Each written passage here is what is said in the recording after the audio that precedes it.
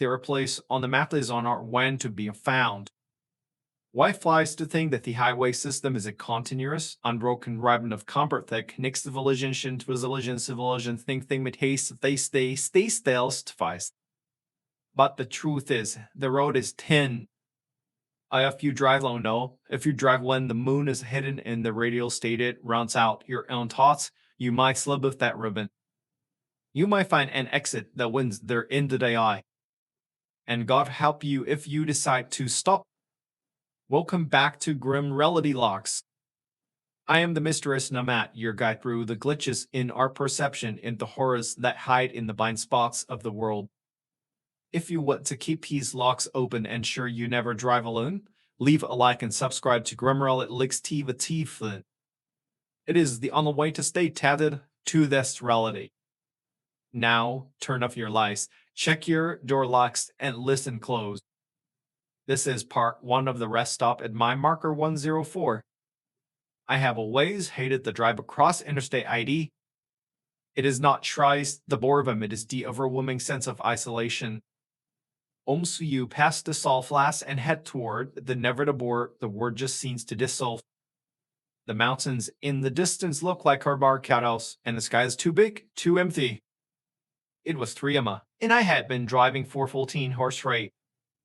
My eyes felt like sweet dearful town with sand, and every time I blinked, the darkness lingered of friction with thick snow or stamina.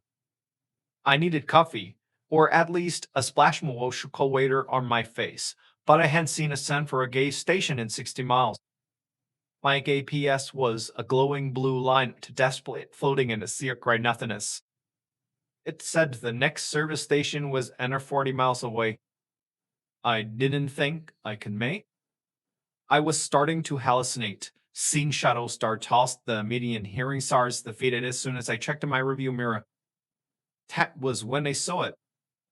It didn't look like a normal rest stop. Here was no blue sign announcing it 2 miles in advance. Here were no symbols for food, gas, or lodging. It was diced there. One moment I was staring into the hiding void, and the next a blaze or furious of white, artificial white, a light side of the right. It was so bright it made my eyes water. It looked like a stadium floodlight pointed directly at the asphalt. I didn't question it. My body reckoned before my brain did. I hit the blinker, which clicked loudly in the silence of the cabin, and veered onto the off-room. The first thing I noticed was the smoothness of the road.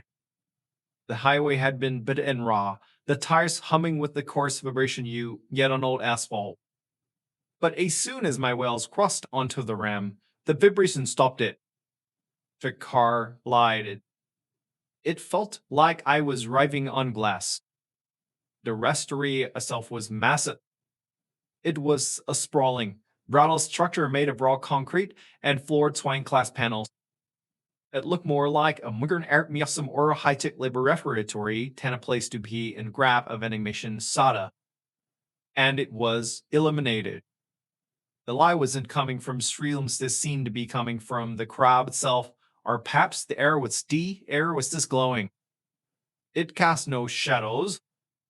That's been my first warning. Under the car, behind the pillars, under the benches, there were no shadows, and where? Everything was bathed in that clinical, aggressive white visibility. I pulled to a parking spot right in front of the main entrance. The lot was empty. Not just quiet, but completely devoid of life. No semi-trucks idling in the back, no weary travelers leaving incidents, not even a stray piece of trash skittering across command. It was pristine. The faint white lights of the parking spots looked wet as if they had been laid down 5 minutes ago. I turned off the ignition.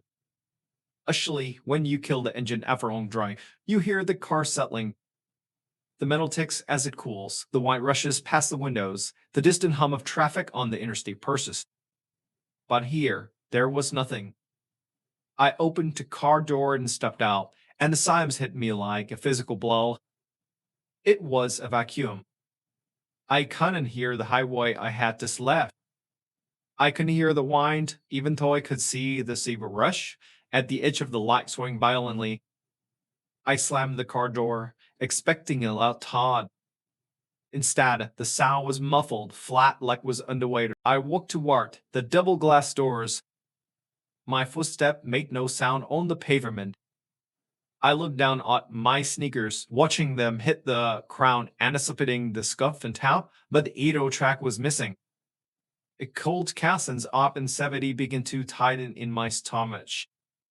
I told myself it was just the altitude, or maybe my ears were popping from the pressure change. I was tired. I was overthinking it. As I approached the building, the automatic door slide opened with the smoothness that was unnerving. They didn't jerk or rattle, they simply parted. I stepped inside, and the smell hit me instantly. Rest stops usually smell like industrial bleach, saline, and old coffee. This place smelled like ozone.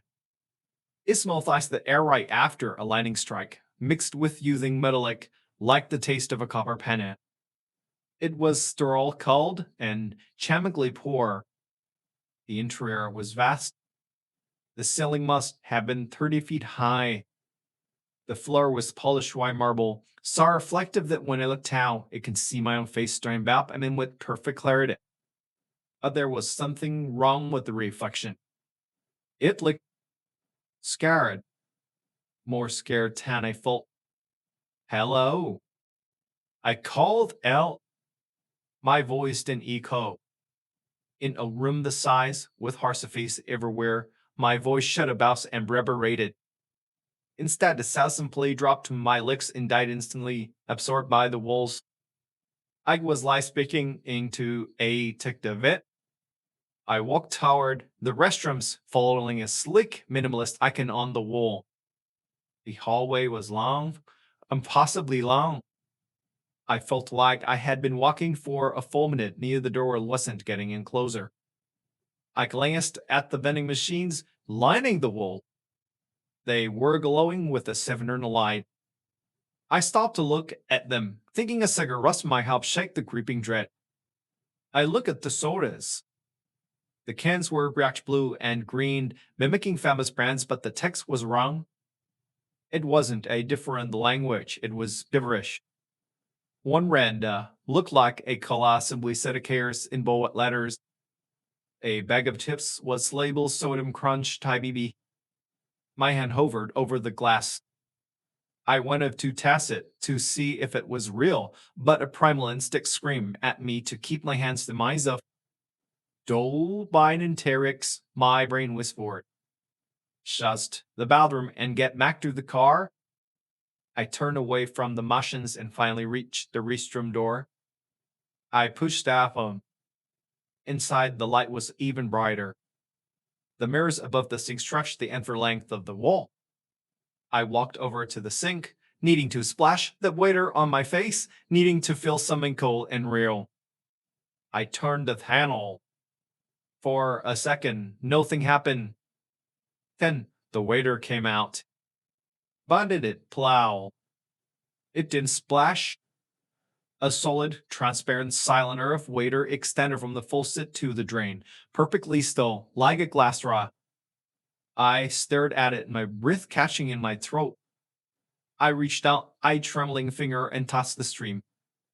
Instantly, it shattered into liquid, splashing over my hand, freezing cold. It was as if my tried Ted physics too late. I washed my face frantically, gasping for air, the water dripping on my chin onto the marble. I looked at Idia, the mirror to lie, my face with a fabric towel.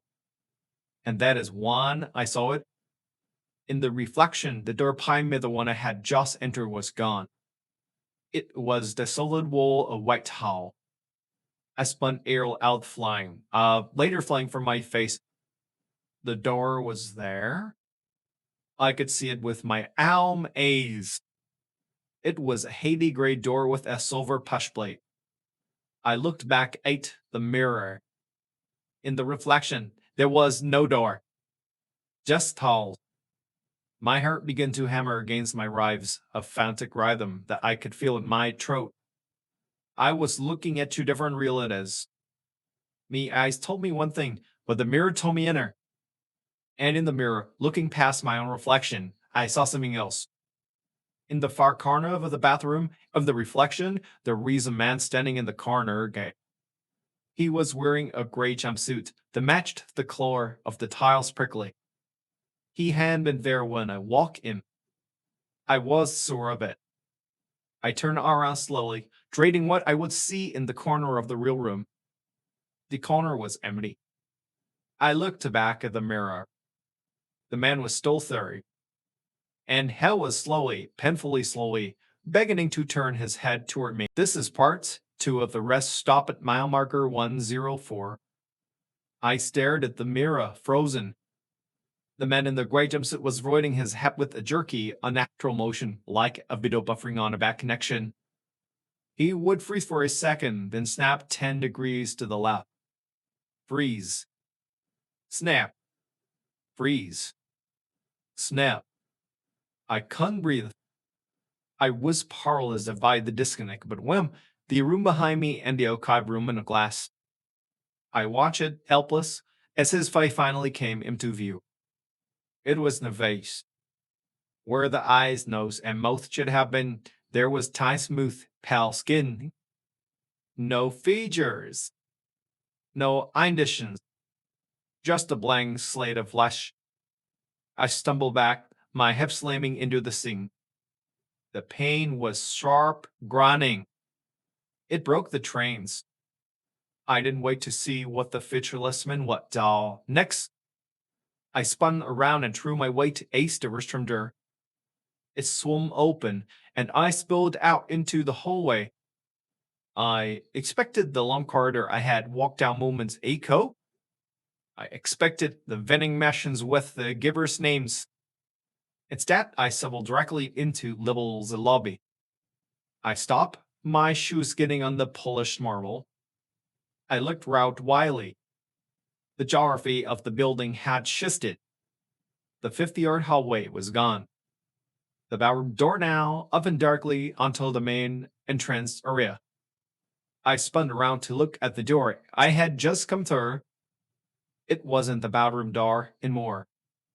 It was the front entrance, the double glass sliding doors leading to the parking lot. I blinked, trying to process the impossible dream try. I had just walked out of the bathroom, but I had come in through the front door. Okay, I whispered. My voice was still that no echo.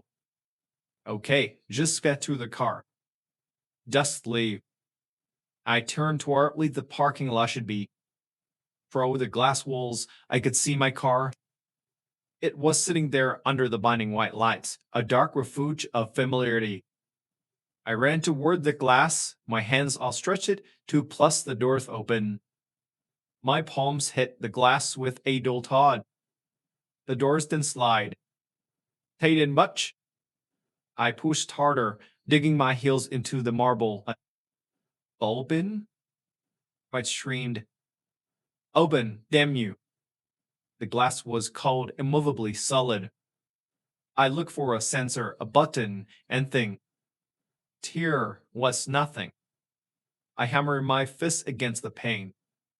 10. I noticed the reflection in the glass door. Behind me, in the lobby, Polite was changing. The clino light glow was beginning to flicker. But it wasn't a normal flicker. It wasn't lighter light. It was binary. On. Both. Off. On. The rhythm was precise.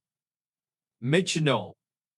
And in the strobe light effect, I saw movement. At the far end of the lobby, near where the vending machines used to be, figures were emerging from the walls. Towels, they didn't walk out of the clip through the architecture. A leg would appear, then a torso, sliding through the concrete as if it were mist. They were all wearing gray jumpsuits. They were all faceless.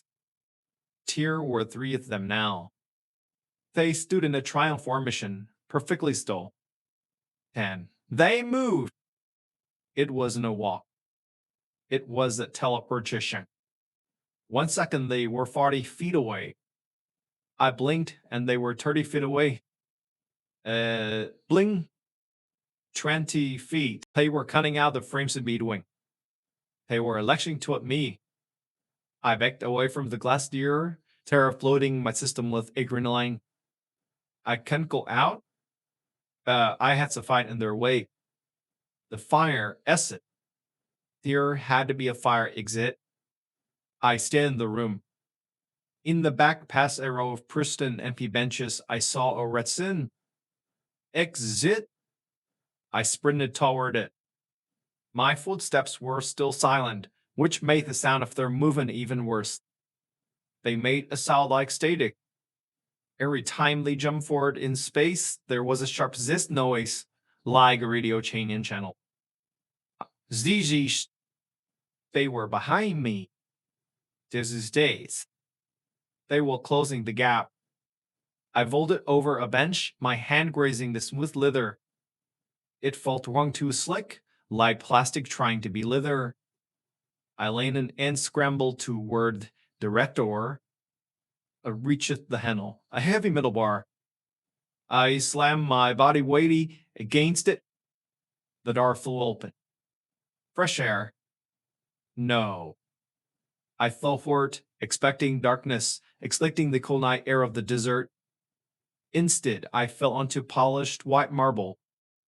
I scrambled up, my knees scraping against the hard floor. I looked around. I was back in the bath. I was standing in front of the sink. The waiter I had splashed earlier was still writhing from the counter. No, I whimpered. No, no. I looked at the mirror. The reflection showed the bathroom, but empty. No me. No faceless man. Just an empty room. I looked down at my hands. They were trembling violently. I was here. I was real. But the mirror refused to acknowledge me. Suddenly, the lights died. Total, absolute blackness. For a second, the silence was obsolete. Then, a sob began. A low, grinding hum that vibrated in my teeth. It sounded like a massive server room powering up, thousands of fans spinning into life add-ins.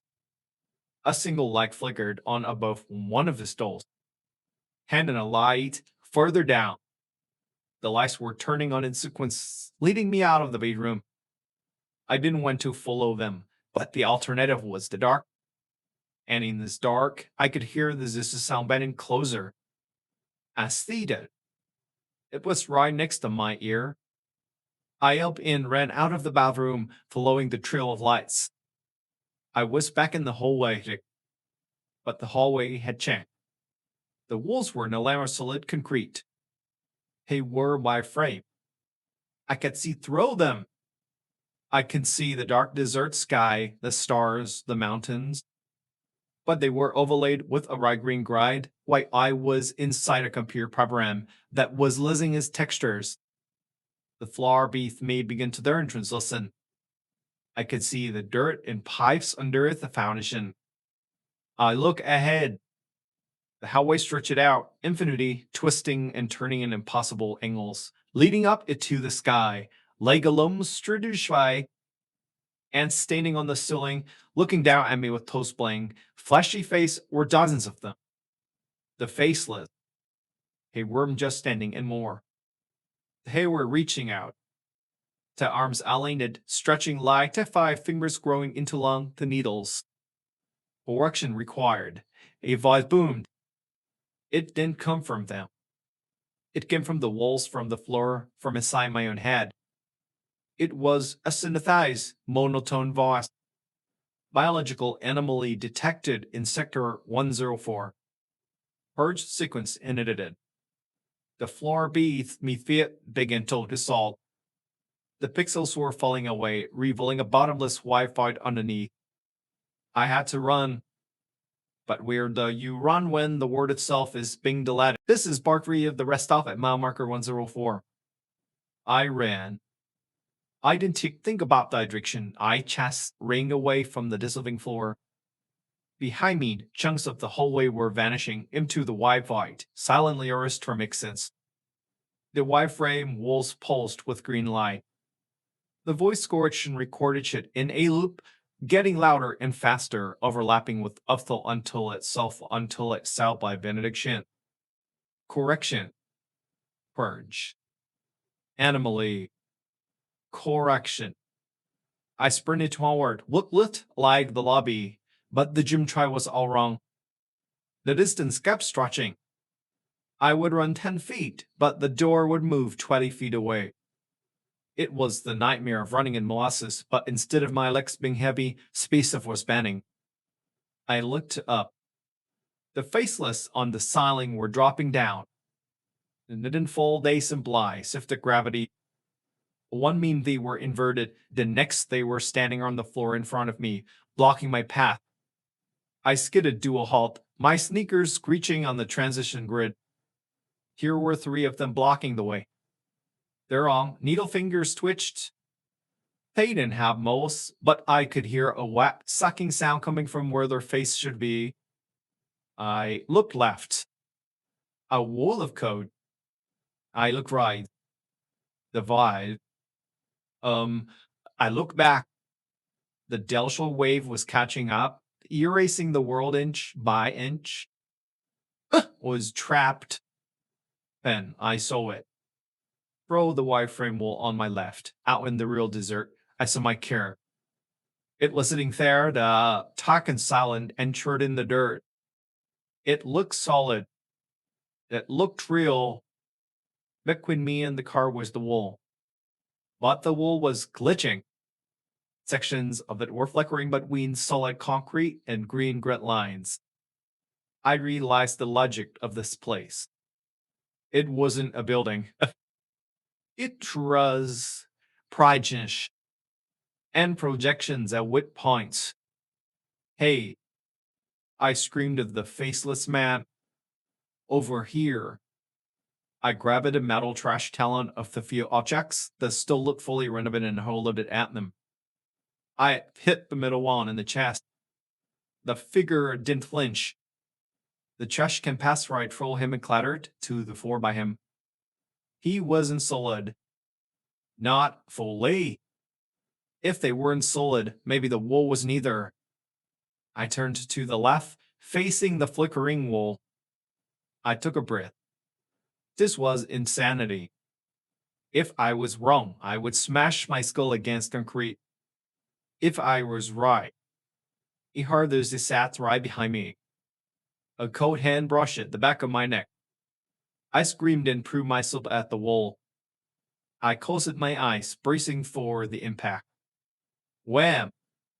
I hit something hard, but it wasn't concrete. It felt like breaking through a sheet of ice. Cold showers sprayed across my face. The air rushed out of my lung. I tumbled forward, rolling over dirt and rocks. Grit? Sharp, painful, real racks digging in me palms.